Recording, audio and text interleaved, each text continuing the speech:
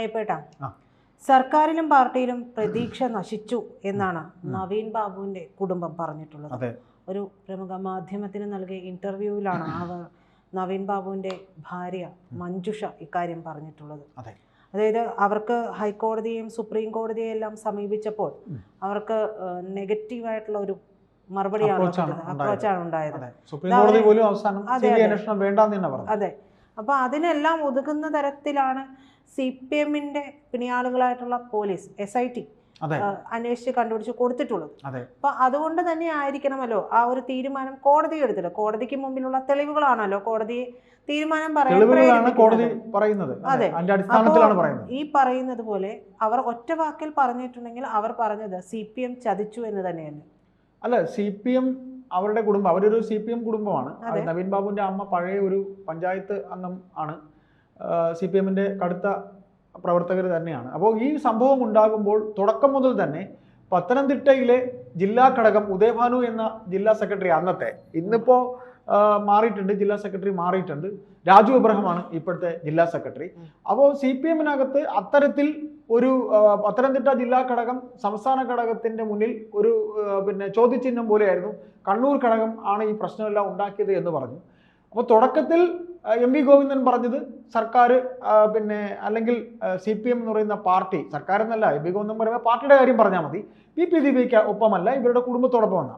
ഇങ്ങനെ പറയുമ്പോൾ ആദ്യത്തെ പിഴവ് വരുന്നത് തന്നെ ഇതിന്മേൽ റവന്യൂ, ഇപ്പൊ അടുത്തിടയ്ക്ക് വന്ന റിപ്പോർട്ട്, റവന്യൂ വകുപ്പ് പുറത്തുവിട്ട, അതായത് ഗീത IAS എന്ന് പറയുന്ന ഉദ്യോഗസ്ഥയെ കൊണ്ട് വകുപ്പ് തലത്തിൽ നടത്തിയ ഒരു അന്വേഷണം ഉണ്ടായിരുന്നു.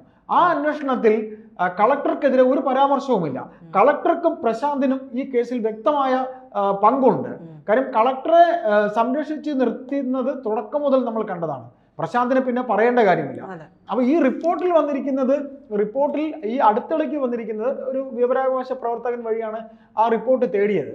അപ്പോൾ മന്ത്രി രാജൻ വരെ റവന്യൂ വകുപ്പിലെ ഏറ്റവും മിടുക്കനായ ഒരു ഉദ്യോഗസ്ഥനായിരുന്നു നവീൻ ബാബു, അദ്ദേഹത്തിന്റെ കുടുംബത്തോടൊപ്പമാണ് ഞങ്ങൾ എന്നൊക്കെ തന്നെ പറഞ്ഞു കൂടെ നിൽക്കുന്നതാണ് കണ്ടത്. പക്ഷേ ഈ റിപ്പോർട്ടിൽ ഒരിടത്തും നവീൻ ബാബുവിനെ എതിരെ ഈ കളക്ടർ ആ പ്രസ്തുത വേദിയിൽ ഇദ്ദേഹത്തിനെ PP ദിവ്യ വ്യക്തിഹത്യ നടത്തുന്ന ആ സന്ദർഭത്തിൽ ഒരു തരത്തിലുള്ള റിയാക്ഷനും, അതായത് PP ദിവ്യയോട് നിങ്ങൾ സംസാരിക്കാതിരിക്കണം, അല്ലെങ്കിൽ അദ്ദേഹത്തിന്റെ താഴെയുള്ള ഹൈറാർക്കിൽ അദ്ദേഹത്തിന്റെ തൊട്ടു താഴെയുള്ള ഉദ്യോഗസ്ഥനാണ്, അദ്ദേഹത്തിന് വേണ്ടി ഒന്നും തന്നെ ഇദ്ദേഹം ഇടപെട്ടിട്ടില്ല.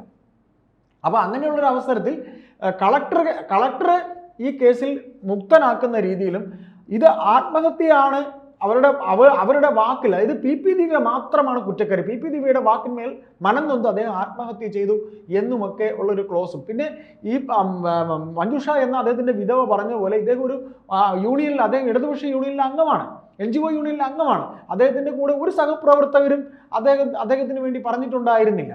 പിന്നെ രണ്ടാമത് അദ്ദേഹം കൈക്കൂലിക്കാരനാണോ എന്നുള്ളതിന്റെ അന്വേഷണം നടന്നിരുന്നു. അദ്ദേഹം കൈക്കൂലി വാങ്ങുന്നതെന്ന് പറഞ്ഞ് പ്രശാന്ത് ഉണ്ടാക്കിയ ഒരു പരാതി ഉണ്ടായിരുന്നു. അത് തെളിയിക്കാനായിട്ട് സർക്കാർ ശ്രമിക്കുമ്പോൾ ഇതിൽ അദ്ദേഹം കൈക്കൂലിക്കാരനല്ല, കൈക്കൂലി വാങ്ങാത്ത ആളാണ് എന്ന് തന്നെ അവർക്ക് ആ റിപ്പോർട്ടിൽ ചേർക്കേണ്ടി വന്നു. അപ്പോൾ സർവീസിലിരിക്കുമ്പോൾ ഒരു സർക്കാർ ഉദ്യോഗസ്ഥന്റെ മേൽ ഇത്തരത്തിൽ ആരോപണം വരുമ്പോൾ അദ്ദേഹത്തിന്റെ ഭാഗവും കൂടി കേൾക്കേണ്ട ആവശ്യം ഈ അന്വേഷണ സംഘത്തിനുണ്ട്. അദ്ദേഹം ജീവിച്ചിരിക്കും, അദ്ദേഹത്തിന്റെ ഭാഗം കേൾക്കണം. അപ്പൊ അദ്ദേഹം മരിച്ച ശേഷമാണ് ഈ പറയുന്ന കാര്യം പറഞ്ഞിരിക്കുന്നത്. എന്താ പറയും? അതായത് നവീൻ ബാബുവിന്റെ കുടുംബത്തോടൊപ്പമാണെന്നും പ്രതിയായ ദിവ്യയെ സംരക്ഷിക്കില്ല എന്നുമൊക്കെയാണ് ഈ കുടുംബത്തോട് ആദ്യം CPM പറഞ്ഞിരുന്നത്. ഇക്കാര്യം മുഖ്യമന്ത്രി പിണറായി വിജയൻ തുടക്കത്തിൽ പറഞ്ഞെങ്കിലും CBI അന്വേഷണം വേണമെന്ന തങ്ങളുടെ ആവശ്യത്തെ സർക്കാർ ശക്തമായി എതിർത്തു. അതെ, അപ്പൊ അങ്ങനെ അഴിമതിക്കാരനായി വരുത്തി തീർക്കാൻ ശ്രമിച്ചു എന്നൊക്കെയാണ് പറയുന്നത്. അതായത് ഇതുവരെ ഉണ്ടായിരുന്ന സർക്കാരിൽ ഉണ്ടായിരുന്ന അല്ലെങ്കിൽ ഇടതുപക്ഷത്തോട് അവർക്കുണ്ടായിരുന്ന ആഭിമുഖ്യം പോയി കഴിഞ്ഞിരിക്കുകയാണ്. അവരുടെ ശരീരഭാഷ പറയുന്നത് ഇല്ലേ?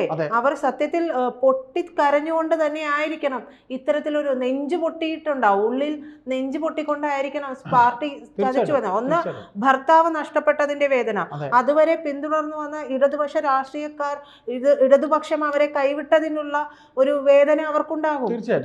ഇപ്പോൾ ഈ പറഞ്ഞ പോലെ ആറളം ഫാമുമായി ബന്ധപ്പെട്ടിട്ടുള്ള ഒരുപാട് നീക്കുപോക്കുകൾ ഈ അരുൺ K. വിജയൻ എന്ന് പറയുന്ന കളക്ടർ ചെയ്തിട്ടുണ്ട്. അതിന്റെ ഫയലുകൾ അദ്ദേഹത്തിന്, അതായത് ADM നവീൻ ബാബുവിന്റെ പക്കലുണ്ടായിരുന്നു. ഭൂമാഫിയുടെ കയ്യിൽ മാത്രം, ഭൂമാഫിയുമായി ബന്ധപ്പെട്ടുള്ള പാറമിട ലോബിയുമായി ബന്ധപ്പെട്ടിട്ടുള്ള കയ്യേറ്റങ്ങൾ നിർദ്ദേശങ്ങൾ മാത്രമല്ല അദ്ദേഹത്തിന്റെ കയ്യിൽ കിട്ടിയിരുന്നത്. അദ്ദേഹത്തെ വിളിച്ച് ആളുകൾ കൊടുത്തുകൊണ്ടിരുന്നത് അദ്ദേഹം വിശ്വസിക്കാൻ കൊള്ളാവുന്ന ഒരു ഉദ്യോഗസ്ഥരായതിന്റെ പേരിൽ ഇത്തരത്തിലുള്ള എല്ലാ കാര്യങ്ങളും തന്നെ അദ്ദേഹം ചില ഫയലുകൾ പോലും വീട്ടിലെത്തിയതിനു ശേഷമാണ് നോക്കാറുള്ളത് എന്ന് പോലുമുള്ള റിപ്പോർട്ടുകളൊക്കെ ഇതിനകം തന്നെ വന്നതാണ്. ഇതിനകത്ത് ഒരു കാര്യം കൂടെ ഉണ്ട്. ഈ പറയുന്ന പോലെ CPM എന്ന് പറയുന്ന പാർട്ടി അവരുടെ കരുവന്നൂർ ബാങ്കിന്റെ തട്ടിപ്പ് കണ്ടുപിടിക്കാൻ ED കൊണ്ടുവരുന്ന രീതിയിൽ അവർ തന്നെ കളിച്ചു എന്നൊരു വാർത്തയും പുറത്തു വരുന്ന ഒരു കഥയുണ്ട്. അങ്ങനെയും പറയുന്നുണ്ട്. അതുപോലെ ഈ ആറളം ഭൂമി ഉൾപ്പെടെ കാസർഗോഡ്, കണ്ണൂർ ജില്ലകളിലെ അനധികൃത ഭൂമി കയ്യേറ്റം സ്വന്തം പാർട്ടിക്കാർ നിയന്ത്രണമില്ലാതെ ചെയ്തു പോകുമ്പോൾ ഇദ്ദേഹത്തെ പോലൊരു ഉദ്യോഗസ്ഥനെ കൊണ്ടുവരേണ്ടത് ഇവരുടെ ആവശ്യമായിരുന്നു. അങ്ങനെയാണ് പിണറായി വിജയൻ നേരിട്ടിടപെട്ട്, മന്ത്രി രാജൻ നേരിട്ടിടപെട്ടാണ് അദ്ദേഹത്തിനെ ഈ പോസ്റ്റിലേക്ക് കൊണ്ടുവരുന്നത്. കാര്യം വേലി തന്നെ വിളവ് തിന്നുകയാണെന്ന് അവർക്ക് മനസ്സിലായി.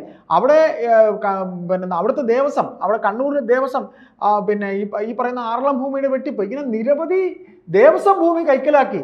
അനധികൃതമായുള്ള പെട്രോൾ പമ്പുകൾ കഴിഞ്ഞ 10 കൊല്ലമായുള്ള CPM-ന്റെ ഭരണത്തിൽ നമ്മളിങ്ങനെ കണ്ണൂർ ജില്ലയിലേക്ക് നമ്മൾ പോകുമ്പോൾ, കോഴിക്കോട് നിന്ന് കണ്ണൂരിലേക്ക് ഹൈവേ കയറുമ്പോൾ കണ്ണൂർ ആരംഭിക്കുന്നിടം മുതൽ പമ്പുകളുടെ എണ്ണം കൂടി.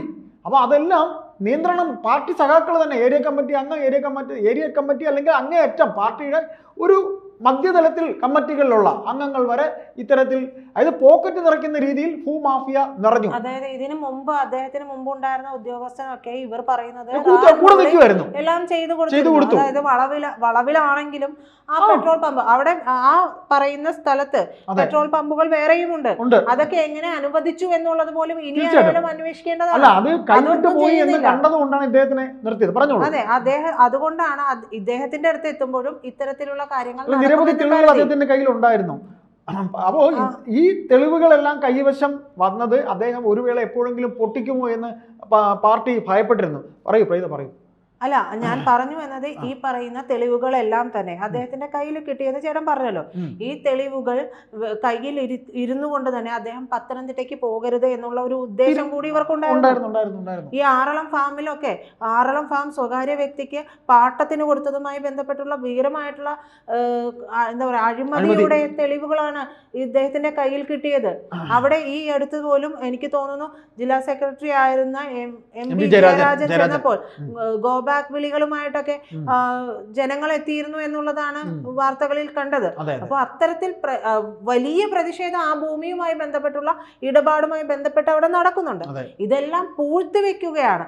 ഇതെല്ലാം പൂഴ്ത്തിവെക്കുന്നതിനും ഇതിന്മേലുള്ള അഴിമതികളും കോടികൾ മറിയുന്നതുമായിട്ടുള്ള ബിസിനസ്സുകൾക്കാണ്, ഈ കച്ചവടങ്ങൾക്കാണ് ഇവരെല്ലാം എന്താ പറയാ ഇവരെല്ലാവരും ചേർന്ന് ഇത് കൊടുത്തുകൊണ്ടിരുന്നത്. അല്ല, ഇങ്ങനെ ഈ പറയുന്ന രീതിയിലുള്ള രേഖകൾ അദ്ദേഹത്തിന്റെ കയ്യിൽ കിട്ടി എന്നുള്ള കാര്യം കളക്ടർക്കറിയാം. അപ്പോൾ സർക്കാർ തുടക്കം മുതൽ തന്നെ ഈ പറയുന്ന രീതിയിൽ അദ്ദേഹത്തിൻ്റെ ഈ കളക്ടറെ രക്ഷിച്ചു നിർത്തുന്നതിന് വേണ്ടിയുള്ള ഈ സംഭവം നടക്കുന്നു. നവീൻ ബാബു എന്ന ഉദ്യോഗസ്ഥൻ ഈ പറയുന്ന യാത്രയയപ്പ് എന്ന് പറയുന്ന അദ്ദേഹത്തിന് ജോലിയിൽ നിന്ന് വിരമിച്ചു പോകുന്നതല്ല. അദ്ദേഹം പത്തനംതിട്ടയിലേക്ക് അദ്ദേഹത്തിൻ്റെ സർവീസ് അവിടെ കൊണ്ട് തീർക്കാനായി സർവീസിൻ്റെ അവസാന നാളുകൾ പോകണമെന്ന് പറഞ്ഞ് പോകുന്നതാണ്. അപ്പോൾ പ്രീത അല്പം മുമ്പ് പറഞ്ഞ പോലെ അദ്ദേഹം ഈ പേപ്പറുകൾ കൊണ്ട് പോകരുത് എന്നൊരു തീരുമാനം ഉണ്ടായിരുന്നു. അത് രണ്ടാമത് ഒരു കാര്യം കൂടെ ഉണ്ടായിരുന്നു. അദ്ദേഹം ഒരു അഴിമതിക്കാരനാണെന്ന് വരുത്തി തീർക്കേണ്ട ഒരു ആവശ്യം കൂടെ ഇവിടുത്തെ പാർട്ടിക്കുണ്ടായിരുന്നു. ആർക്കുണ്ടായിരുന്നു? CPM-ന്റെ കണ്ണൂർ ഘടകത്തിനുണ്ടായിരുന്നു. അതുകൊണ്ട് സംസ്ഥാന സമിതി നേതാക്കളുടെ ബിനാമിയായ പ്രശാന്തനെ കൊണ്ട് അവർ നടത്തിയ ഓപ്പറേഷനാണ് കൈക്കൂലി വിവാദം. അതിനുശേഷം ആ വിവാദം ഉണ്ടായതിനു ശേഷം അദ്ദേഹത്തിന് യാത്രയയപ്പിൽ ഇവർ അവഹേളിക്കുന്നത് വീഡിയോ എടുത്ത് അദ്ദേഹത്തിന്റെ നാട്ടിലെ ഈ പറയുന്ന ഉദ്യോഗസ്ഥരടങ്ങുന്ന ഒരു വൃന്ദത്തിന് അദ്ദേഹം വാട്സപ്പിലൂടെ അയക്കുന്നു. അതിൽ മനംനൊന്താണ് അദ്ദേഹം ആത്മഹത്യ ചെയ്യുന്നത്. അപ്പോൾ അദ്ദേഹത്തിനെ അപകീർത്തിപ്പെടുത്തുക എന്നുള്ള ലക്ഷ്യം കണ്ണൂരിലെ CPM-നുണ്ടായിരുന്നു. ഈ ഭൂമി ഇടപാടുകളിൽ ബന്ധപ്പെട്ടിരുന്ന ഭൂമാഫിയുമായി ബന്ധപ്പെട്ട് നിൽക്കുന്ന CPM നേതാക്കൾക്ക് വളരെ നിഗൂഢമായി ഇദ്ദേഹത്തിനെതിരെ നീങ്ങണമെന്നുള്ളൊരു തീരുമാനത്തിന്റെ അടിസ്ഥാനത്തിലാണ് ഈ യാത്രയയപ്പിൽ PP ദീപിയെ കൊണ്ട് ഇത്തരത്തിൽ അദ്ദേഹത്തിന് മനോവേദന ഉണ്ടാക്കുന്ന സംഭാഷണം. അതായത് ഇതിന്റെ ഒരു രത്നച്ചുരുക്കം എന്ന് പറയും, ഈ ഒരു അഭിമുഖം കൊടുത്തത് പോലും ഇതിൽ പറയാതെ നെഞ്ച് പൊട്ടിക്കൊണ്ട് മഞ്ജുഷ പറഞ്ഞിരിക്കുന്നത് പാർട്ടി എന്റെ ഭർത്താവിനെ കൊന്നു എന്ന് തന്നെയാണ് പറഞ്ഞുകൊണ്ടിരിക്കുന്നത്. അത് ഏതാണ്ട് വെച്ച് നോക്കി കാര്യങ്ങളെല്ലാം വിലയിരുത്തി നോക്കിയാൽ നമുക്ക് അത് തന്നെയാണ് മനസ്സിലാക്കുക. അതായത് നവീൻ ബാബുവിന്റെ കുടുംബം പത്തനംതിട്ടയിൽ അറിയപ്പെടുന്ന ഒരു CPM കുടുംബമാണ്. അപ്പോൾ അദ്ദേഹത്തിൻ്റെ വിധവയായ മഞ്ജുഷ ഇത്തരത്തിൽ പറയുമ്പോൾ തീർച്ചയായും വരുന്ന തദ്ദേശീയ ഇലക്ഷനിൽ CPM-ന് പത്തനംതിട്ടയിൽ നല്ല രീതിയിലുള്ള വോട്ട് ചോർച്ച ഉണ്ടാകുമെന്ന് തന്നെ നമുക്ക് പറയേണ്ടി വരും.